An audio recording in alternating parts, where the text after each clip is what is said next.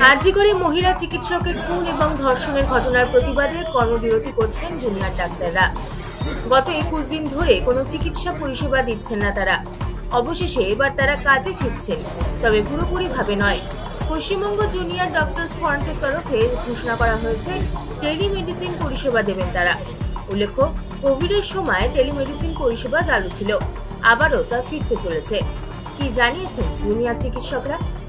শুক্রবার Paschimbanga junior doctors front ঘোষণা করেছে, শনিবার থেকে টেলিমেডিসিন পরিষেবা পাবেন রোগীরা।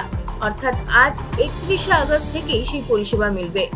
শনিবার থেকে প্রতিদিন সকাল 10টা থেকে দুপুর 2টো পর্যন্ত এই পরিষেবা পাবেন রোগীরা। অর্থাৎ দূর থেকে ফোনের মাধ্যমে চিকিৎসা মিলবে। আপনার শারীরিক সমস্যা অনুযায়ী প্রয়োজনীয় ওষুধও দেবেন চিকিৎসকরা। যোগাযোগের জন্য কয়েকটি হোয়াটসঅ্যাপ নম্বরও দেওয়া হয়েছে, সেগুলি কি কি দেখে নিন। চিকিৎসকরা আরো কয়েকটি কর্মসূচির ঘোষণা করেছেন, সেগুলি হলো রবিবার অর্থাৎ 1 সেপ্টেম্বর অভয়া ক্লিনিক নামে স্বাস্থ্য শিবির করবেন। 2 সেপ্টেম্বর লালবাজার অভিযান আছে, পুলিশ কমিশনের পদ থেকে দাবিতেই অভিযান। 5 সেপ্টেম্বর সুপ্রিম কোর্টে আরজিকর মামলার শুনানি।